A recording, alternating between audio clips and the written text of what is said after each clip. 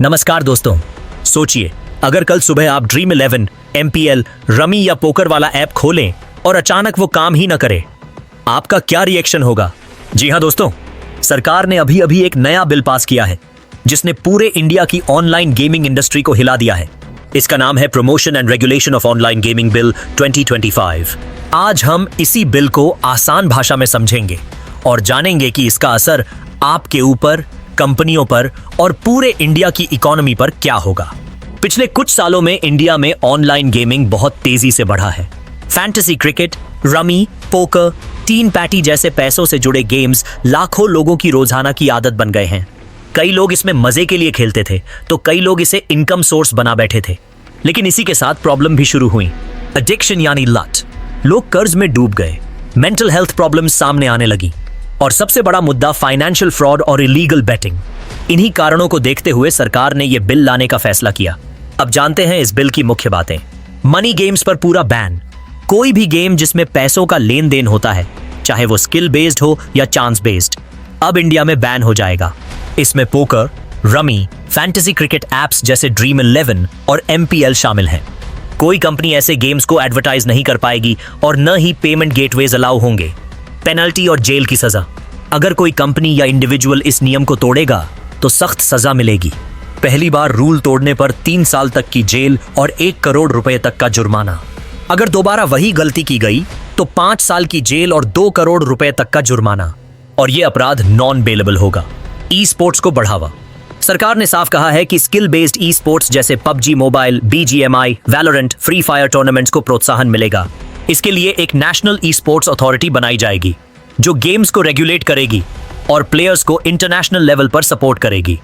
Social और educational games safe. ऐसे games जिनमें सिर्फ नॉलेज, एजुकेशन या सोशल इंटरेक्शन हो और कोई पैसे की बेट ना हो, उन्हें पूरी तरह सपोर्ट किया जाएगा। यानी एजुकेशनल एप्स, क्विज एप्स या नॉर्मल फ्री गेम्स पर कोई रोक नहीं है। अब जानते हैं इम्पैक्ट ऑन कंपनीज। सबसे बड़ा झटका गेमिंग कंपनियों को लगने वाला है।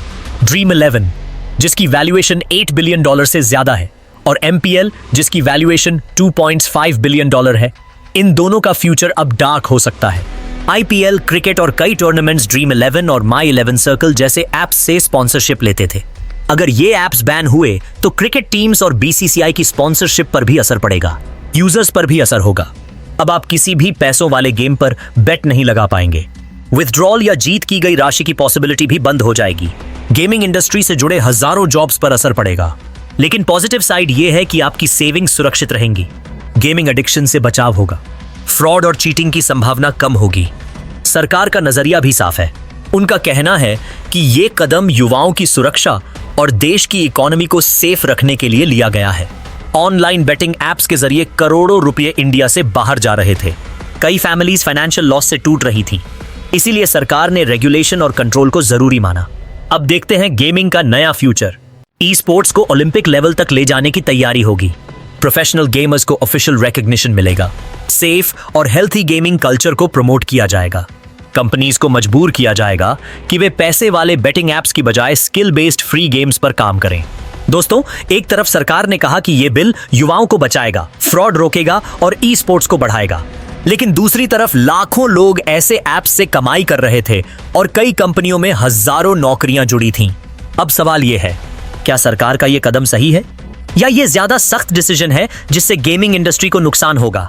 आपकी राय क्या है? कमेंट में जरूर बताइए। ऑनलाइन गेमिंग बिल 2025 इंडिया की गेमिंग दुनिया में एक गेम चेंजर है। एक तरफ ये गैम्बलिंग और बेटिंग एप्स को पूरी तरह खत्म करता है, दूसरी तरफ ये ई स्पोर्ट्स को इंटरनेशनल लेवल पर बढ़ावा देता है। अब देखना यह है कि आने वाले समय में ये कदम इंडिया को गेमिंग सुपर पावर बनाएगा या लाखों लोगों के लिए मुश्किलें खड़ी करेगा। अगर वीडियो पसंद आया हो तो लाइक करो, शेयर करो और सब्सक्राइब करना मत भूलो। मिलते हैं अगले वीडियो में।